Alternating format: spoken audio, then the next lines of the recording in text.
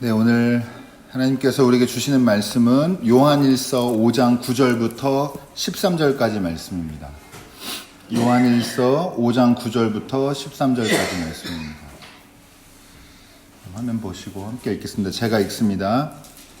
우리가 사람의 증언도 받아들이거늘 하나님의 증언은 더욱더 큰 것이 아니겠습니까? 하나님의 증언은 이것이니 곧 하나님이 자기 아들에 관해서 증언하셨다는 것입니다. 하나님의 아들을 믿는 사람은 그 증언을 자기 속에 가지고 있습니다. 하나님을 믿지 않는 사람은 하나님을 거짓말쟁이로 만들었습니다. 하나님이 자기 아들에 관해서 증언하신 그 증언을 믿지 않았기 때문입니다. 그 증언은 이것이니 곧 하나님이 우리에게 영원한 생명을 주셨다는 것과 바로 이 생명은 그 아들 안에 있다는 것입니다. 그 아들을 모시고 있는 사람은 생명을 가지고 있고 하나님의 아들을 모시고 있지 않은 사람은 생명을 가지고 있지 않습니다. 나는 하나님의 아들의 이름을 믿는 사람들인 여러분에게 이 글을 씁니다. 그것은 여러분이 영원한 생명을 가지고 있다는 것을 알게 하려는 것입니다. 이는 하나님의 말씀입니다. 하나님 감사합니다. 네, 우리 옆에 분들, 주변의 분들 돌아보면서 인사 나누겠습니다. 하나님의 생명은 영원합니다. 하나님의 생명은 영원합니다. 네. 오늘 부활절 일곱째 주일이면서 마지막 주일입니다. 그래서 이제 요한일서도 이제 마지막으로 보게 되는데요. 어떻게 이렇게 교회력 따라오다 보니까 요한일서를 거의 쭉 전체를 같이 한번 공부해 보게 됐는데, 오늘은 영원한 생명의 증언이라는 말씀 제목으로 함께 은혜 나누도록 하겠습니다. 오늘 우리가 읽은 본문이, 그러니까 요한일서의 뒷부분도 남아 있지만 사실 이거는 여러 사람들이 후대에 좀 이렇게 편집돼서 들어온 거라고 많이 그렇게 알려져 있고, 실제로는 이게 많이 이 편지의 결론이었을 거예요. 그리고 내용도 결론에 가깝습니다. 어쨌든 뒤에 몇 절에 더 있지만 오늘 우리가 읽은 부분이 요한일서의 결론이다라고 하는데, 여기에서 이 증언이라는 이제 키워드로 이 결론을 매듭을 짓게 되는데요. 우리가 사람의 증언도 받아들이거늘 하나님의 증언은 더욱더 큰 것이 아니겠습니까? 근데 이 말을 이해하려고 그러면 갑자기면 하나님의 증언? 이게 아니라, 그러니까 지금 지난주에 살펴봤던 요한일서 5장 6절부터 8절까지 말씀을 다시 한번 좀 봐야 되는데요. 뭐라고 기록되어 있냐면, 그는 물과 피를 거쳐서 오신 분인데 곧 예수 그리스도이십니다. 그는 다만 물로서 오신 것이 아니라 물과 피로서 오셨습니다. 성령은 증언하시는 분입니다. 성령은 곧 진리입니다. 증언하시는 이가 셋인데 곧 성령과 물과 피입니다. 이 셋은 일치합니다. 이렇게 기록이 되어 있어요. 지난주 저희가 읽었습니다. 여러분, 기본적으로 짧게 배경 이해가 필요한데, 유대인들한테는 증인이 필요한 일에 유대인들은 두세 명의 증인을 중요하게 생각해 왔습니다. 신명기 말씀 보면 이렇게 아예 기록이 된 부분도 있고, 그래서 한 명 말은 못 듣고 한 명으로는 판결 내리기 어렵고 두세 명의 증인이 있으면 확정할 수 있다. 이렇게 이제 기록이 되어 있습니다. 그 신명기 17장이랑 19장에 이런 말씀이 있는데, 여기서 그러니까 이 복음에 관해서도 요한이 믿을 만한 증거다라고 증인을 셋을 내세우는 거예요. 유대인으로서. 그래서 여기에 이제 요한의 아주 독특한 사상이 이제부터 이제 구체화돼서 나타나기 시작하는데, 세 증인 중에 누가 들어가요? 처음 성령이 들어가는 겁니다. 성령. 여러분, 이게 이 초대교회의 요 시대에 이게 되게 중요한 신학적인 면모를 볼 수가 있는 건데요. 어쨌든 증인이 총 셋인데 그 중에 성령이 포함이 돼요. 그러면서 이 셋이 하나다라고 얘기를 하고 있습니다. 그리고 성령 말고 나머지 둘은 어떤 증인이었죠? 물과 피예요. 여러분, 지난주 말씀 기억해 보시면요, 물은 예수님의 뭘 상징해요? 신성, 인성 중에 네. 주님 네. 인성을 상징하는 겁니다. 그러면 피는 뭘 상징해요? 신성을 상징해요. 여러분, 근데 보세요. 우린 예수님이 하나님이라고 믿는데, 예수님의 인성이면 예수님을 말하는 거고, 예수님의 신성이면 누구 얘기하는 거예요? 하나님 얘기하는 겁니다. 그래서 여러분, 이게 구체화되진 않았지만 삼위일체 교리의 초기의 어떤 교리적인 증거들, 그 내용들이라고 볼 수가 있는 겁니다. 성령 하나님, 성자 하나님, 성부 하나님. 그리고 이 물과 피를 다시 한번 말씀드리면, 물은 인성, 예수님의 인성, 예수님의 온전한 사람 되심, 하나님의 온전한 사람 되심. 그 다음에 피는 하나님이신 신성을 나타내는, 예수님의 삶과 또 죽음과 그로서 그 모든 것들, 이 성육신을 통해서 하나님의 사랑을 우리에게 증거하시고, 또 성령 통해서 우리 안에서 그걸 자꾸 가르치시고 기억나게 하고 그 증언을 이어가게 하는 이 세 증인이 하나님께서, 그러니까 이 요한이 하나님이 하시는 일, 복음에 대한 증인으로 세운 이 명백한 세 증인입니다. 여러분, 이제 그러면 여러분 요한일서 쭉 계속 함께 봤는데, 이런 글 쓰게 된 이유가 초대교회에 이단적인 사상이 있었다고 그랬잖아요. 성육신을 부정하는. 그러면은 이제 명료해졌으면 오늘 좀 좋겠는데, 한 두 가지 정도는. 첫 번째가, 왜 그럼 이 사람들은 예수님을 믿는데도 예수님과 어떤 부분에서는 같이 생활하는 사람들의 생생한 증언도 듣고 이렇게 신앙생활하는 사람들인데, 예수님이 그러니까 성육신을 하셨다는 사건, 하나님의 아들이라는 것을 왜 믿지를 못했을까라고 하는 겁니다. 제가 여러 번 반복하지만 이 사람들을 배우지 못하거나 뭔가 이성적으로 판단이 불가능해서 이렇게 되는 게 아니라, 오히려 어떤 쪽에 가깝냐면 너무 이성적이고 배운 사람들이고 가진 사람들이어서 이렇게 된 확률이 높거든요. 왜 그러냐면, 여러분, 이 사람들 생각에 뭐가 있냐면, 하나님은 영원한 존재예요, 유한한 존재예요? 영원한 존재죠. 영원한 존재가 죽는다는 걸 받아들일 수가 없는 겁니다. 요거예요. 요게 핵심인 겁니다. 하나님은 알아, 믿어, 원래 믿었어요. 근데 하나님이 인간이 되셨다? 이것도 좀 애매한데, 어쨌든 그것까지 오케이. 근데 하나님이 인간이 되시는데 사람들한테 죽임을 당했어? 권력에 죽었어? 이게 이해가 안 가요. 이걸 받아들일 수가 없는 거예요. 근데 여러분, 그래서 영원한 존재가 어떻게 죽음을 맞이하냐, 인간의 손에. 이거를 받아들일 수 없는데, 이거를 풀어나가려다 보니까 진짜 지성을 총동원해가지고, 그래서 우리가 보기에는 엉뚱하지만 물로 세례를 받으실 때 진짜 참 하나님이신 영이 예수 그리스도한테 임했고, 그 다음에 십자가 사건 죽기 직전에 떠나갔다고 하는 게 요거예요. 요걸 해석해내려고 요런 교리가 나온 겁니다. 그러니까 여러분,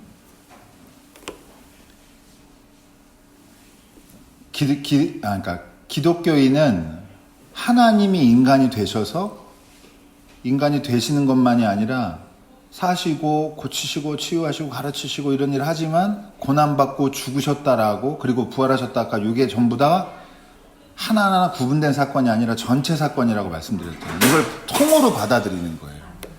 그래서 이제 이 첫 번째로 기억해야 될 게, 이 하나님이 어떻게 죽느냐라고 하는 건데, 여러분, 결론은 우리가 알잖아요. 하나님이 죽으셨어요. 죽으셔서 어떻게 됐어요? 부활하셔서 우리가 구원받는 길이 열린 거예요. 하나님이 죽어서, 하나님이 인간이 되셔서 죽었기 때문에. 이게 아주 그 핵심적인 이해입니다. 이게 이제 뒤에 어떤 건지 조금 더 이제 한번 자세히 보도록 하고요. 여러분, 두 번째로는 이제 함께 살펴본 부분은 이 증언에 관한, 이제 하나님의 증거에 관한 내용인데요. 요건 어떤 말씀이라 함께 보면 탁 이렇게 되게 유사하다 생각이 드냐면, 요한복음 15장 26절입니다. 거기 뭐라고 기록되어 있냐면, 내가 아버지께로부터 너희에게 보낼 보혜사 곧 하나님께로부터 오시는 진리의 영이 오시면 그 영이 나를 위하여 증언하실 것이다. 너희도 처음부터 나와 함께 있었으므로 나의 증인이 될 것이다. 이렇게 얘기합니다. 많이 유사하죠? 오늘 본문이랑. 여러분,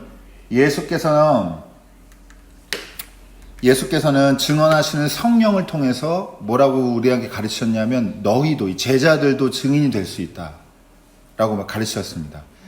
요한 공동체와 초대교회에서 기독교이면서도 성육신을 믿지 않는 이들은 그러니까 예수님 안에 생명이 있다고, 영원한 생명이 있다고 그걸 믿지를 못한 거예요. 말씀드린 대로 이유는 영원한 존재가 죽을 수 없다 생각했기 때문에.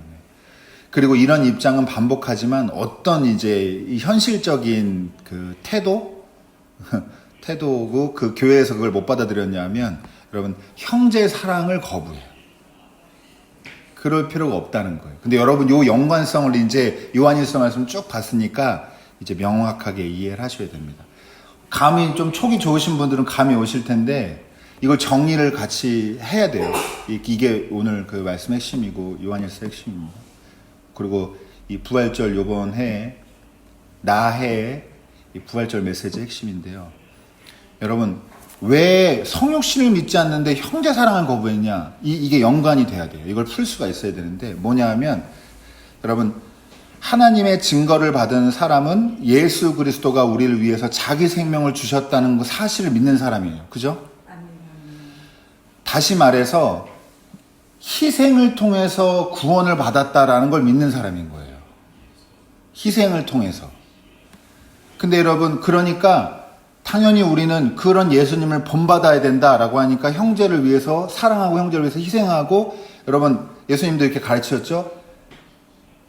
친구를 위해서 목숨을 내어주는 것보다 더 큰 사랑이 없다고 이렇게 얘기를 하십니다. 그러니까 우리가 이게 이게 딱 논리적으로 연결이 되는 거예요. 이렇게 우리가 우리가 구원받았어요. 어떻게 구원받았냐? 예수님이 하나님이 이 땅에 오셔서 돌아가심으로, 십자가에 죽으심으로 우리가 희생을 통해서 구원 얻었어요. 그러니까 우리도 누구를 위해 희생해야 돼. 이렇게 되는 거예요. 근데 여러분 보세요. 하나님이 이 땅에 오셨는데 죽은 건 예수가 아니에요. 하나님이 아니에요.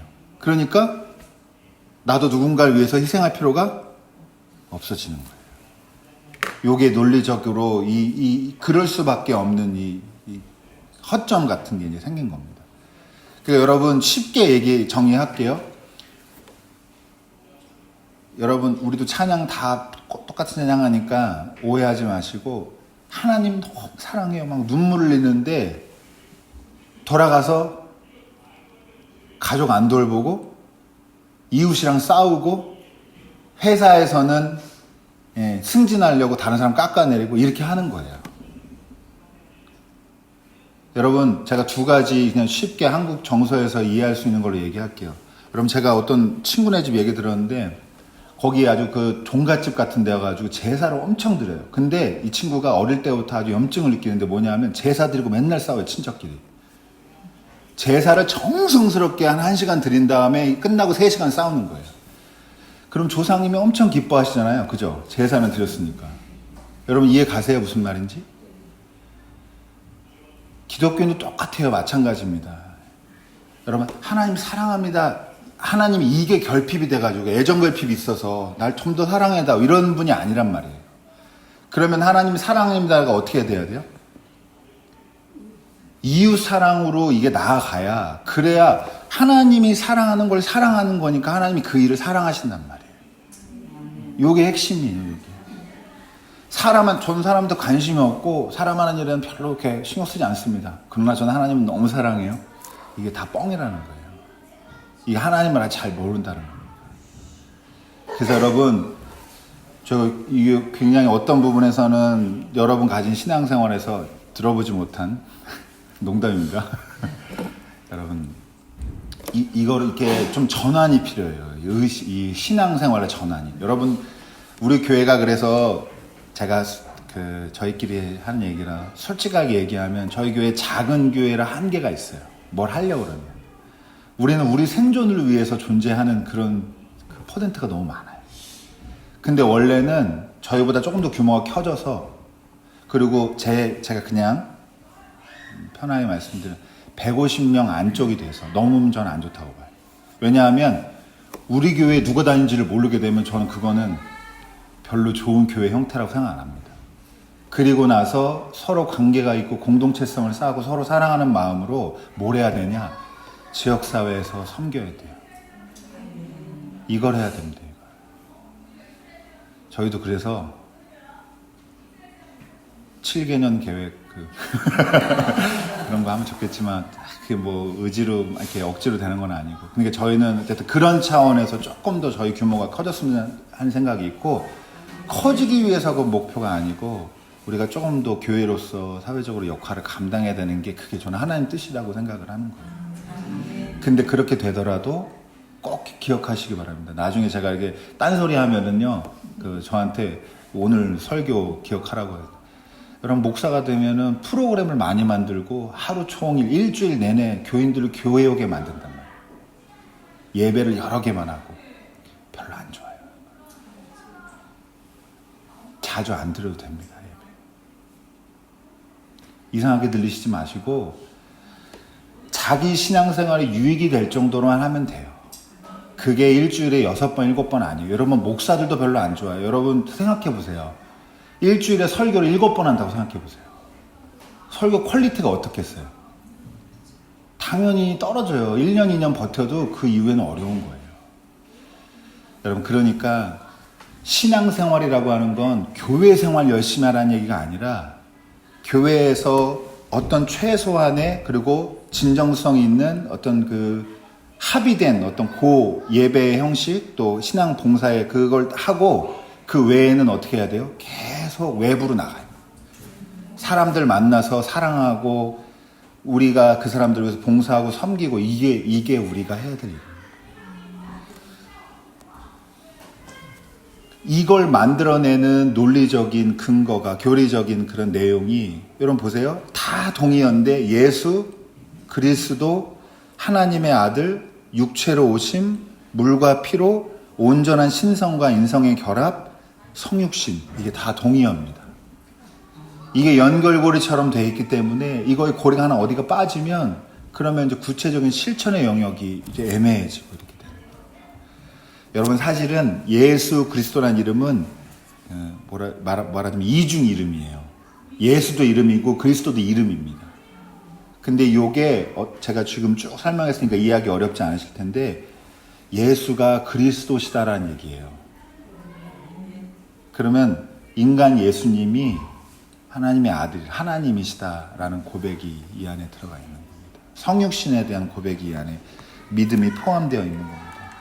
그래서 여러분 요한일서의 결론이 이겁니다. 같이 한번 읽어보실까요? 나는 하나님의 아들의 이름을 믿는 사람들인 여러분에게 이 글을 씁니다. 그것은 여러분이 영원한 생명을 가지고 있다는 것을 알게 하려는 것입니다. 여러분 믿으시기 바랍니다. 이미 영원한 생명, 내가 성육신, 예수님이 이 땅에 하나님이 인간의 몸을 입고 이 땅에 예수로 오셔서 그래서 사시고 죽으시고 부활하심으로써 우리가 그 희생을 통해서 구원을 얻고 그래서 내가 윤리적으로 기독교인은 도덕적으로 살라는 얘기가 아니라 사랑하며 사는 삶이 우리의 비전이다라고 하는 걸 받아들일 수 있으면 여러분 영원한 생명 이미 가진 겁니다. 헷갈리시면 안 돼요. 구원받은 날짜니 이거 다 헛소리입니다. 그 날짜 알면 뭐예요? 아까 제가 똑같이 반복인데 날짜 알면 뭐 할 거예요? 너 날짜 몰라? 약간 수상한데? 이러는데 예배 드리고 맨날 싸움박질하고 하면 또 아무 소용 없다니까요. 내가 예배를 좀 못 드려도 예를 들면 못 드려도 예배를 좀 부족해도 신앙 기도가 좀 떨어졌어요. 말씀 잘 못 읽고 이래도 내가 형제를 너무 사랑해. 우리 부모님한테 효도하고 자식한테 너무 봉사하고 그런 삶에 그리고 자기 식구만 아니라 다른 사람 위해서도 그렇게 해보려고 애를 써. 그럼 된 거예요, 여러분. 그리고 그 근거가 내가 그렇게 명심보감에 나와 있는데 이렇게 안 하고 예수님 때문에 이렇게 삽니다 라고 믿을 수 있으면 고백할 수 있으면 그 말을 아무나 할 수 있는 거 아니다 이 말이에요. 성령님께서 그걸 함께 하셔야 그 고백을 할 수 있는 거고 그걸 알면 된 겁니다. 요한복음 결론도 나중에 읽어보세요. 똑같습니다. 제가 읽어만 드릴게요. 20장 31절인데 그런데 여기에 이것이 남아 기록한 목적은 여러분으로 하여금 예수가 그리스도요 하나님의 이름이 아들이심을 믿게 하고 또 그렇게 믿어서 그의 이름으로 생명을 얻게 하려는 것입니다. 라고 하는 겁니다. 이제 그러면 결론만 잠깐 나누면 되는 거예요. 알았어요. 우리가 성육신 예수님이 온전한 사람이심을 통해서 오히려 온전한 하나님이시고 그걸 내 속에 또 자꾸 가르치시고 증언하시는 성령님의 증언 이 확신 믿음을 통해서 믿음 주심을 통해서 우리가 구원받고 영생을 얻는다는 건 알았어요. 그럼 이제 어떻게 살아야 되느냐? 여러분 이제 여기는 다 부족한데 결론은 딱 하나입니다. 여러분, 제가 지난주에 사실 오다가 지난주 말씀 준비하다가 그게 생각났어요. 예전에 김수환 추기경이 뭐 서로에게 밥이 되어 주십시오라는 말 제가 참 좋아했거든요. 이게 제가 지금 오늘 길게 얘기했지만 한 문장으로 말하면 요건 거예요. 요게 복음의 핵심인 겁니다. 서로에게 밥이 되어 주십시오. 예수님 버전으로 어떻게 가르치시냐? 예수님은 한 알의 밀알이 땅에 떨어져 죽지 않으면 이렇게 돼요. 죽으면 어떻게 돼요? 열매를 많이 맺습니다. 여러분, 인간은 다 유한해요. 제가 유튜브로 100세 넘으신 분 영상도 올렸지만, 그걸 어떤 분들에게는 100세 넘게 사는 게 축복인지 저주인지 모르겠어요. 솔직히 말하면. 그런데 여러분, 인간은 어쨌든 유한해요. 근데 유한한 인간이 영원한 생명을 사는 방법이 딱 하나 있는 거예요. 어떻게 하는 거예요? 다른 사람 위해서 자기를 희생하면 그 생명력이 그 사람에게 전해지고 그 사람이 또 생명으로 살고 그 생명이 또 다른 사람에게 희생하고, 그럼 여러분, 내가 뿌린 사랑의 씨앗, 생명의 씨앗이 죽지 않는 겁니다. 죽지 않는 겁니다. 생물학적으로 말하면 DNA로 가는 거고요. 다음 세대에게 DNA 주는 거고, 우리는 DNA로 말하면 우리는 예수의 DNA가 있어야 되는데 여기에 참된 생명이 있고 사랑의 실천이 있단 말이죠. 다른 사람을 위해서 희생할 수 없는 사람이면 여러분, 영원한 생명은 그거는 자기 확신이에요. 그냥 천국 가서 사랑하지 않았는데 천국 가서 내가 되게 누리는 삶. 여러분, 그리고 어떤 면에서 안타깝지만 여러분, 그냥 고생했기 때문에 행복을 누리는 삶, 그걸 믿는 게 아닙니다. 우리가 사랑했기 때문에, 사랑하기 때문에, 그리고 그 사랑의 근거가 출발이 하나님이시기 때문에 믿는 겁니다. 여러분, 오늘 지난주에 어린이날 어버이주를 같이 해가지고 좀 그런데, 우리 자녀분들 하나님 사랑이 뭔지 조각이고 부분이지만 알 수 있게 해주는 분이 누구예요? 부모님입니다. 세상에는 자기를 희생해주는 사람이 아무도 없단 말이에요. 자기를 위해서. 근데 부모님은 그렇게 해준단 말이죠. 여러분, 저도 제가 큰 줄 알고 생각할 때가 있었는데, 제가 혼자 큰 줄 알고, 혼자 밥도 먹고 2살 때, 좀 더 주세요, 한 공기, 이유식 한 잔 더 하죠? 이렇게. 그렇지 않습니다. 저야 우리 아이들도 마찬가지고. 분명히 저희 손을 떠날 때가 있지만, 지금은 전에는 다 부모님 때문에 그 사랑 받은 겁니다. 좋은 부모님이든 나쁜 부모님이든, 또 혈육, 필과 살을 나눈 부모님이 아니면 또 그럴 만한 존재가 또 있게 마련이에요. 돌봄 없으면 사람이 건강하게 성장할 수가 없습니다. 여러분, 그런데 이 유한한 인간이 하나님의 사랑을 조각으로 알고 경험하고 이러면서 영원해지고 싶잖아요. 영원해지는 방법은 여러분, 교회에 얽매이는 게 아닙니다. 나가서 부지런히 내가 누구를 사랑해야 되는지 눈에 불을 켜고 찾으십시오. 그래서 그 사람을 위해서 여러분, 대단한 거 마더 테레사처럼 다 하자는 얘기 아니에요. 저도 그렇게 못합니다. 지금 만나는 사람한테 선행 베풀고, 내가 2개 있으면 하나 주고, 이렇게 작은 실천이라도 교회 밖에서 찾으셔야지, 안으로 더 파고드는 거는 우리가 지향해야 될 바가 아닙니다. 그리고 이미 사랑하고 계시는 분들은 여러분, 안심하시기 바랍니다. 영원히 사십니다. 네. 영원히 사십니다. 영원히 사십니다. 그리고 우리한테 너무 모범이 돼서 저희가 지금 사랑하시는 분들 때문에 부끄러운 마음도 있지만 또 용기도 냅니다. 그러니까 여러분, 용기 잃지 마시고 날마다 사랑하며 사는 저희 여러분의 삶이 되기를 축원합니다. 기도하겠습니다.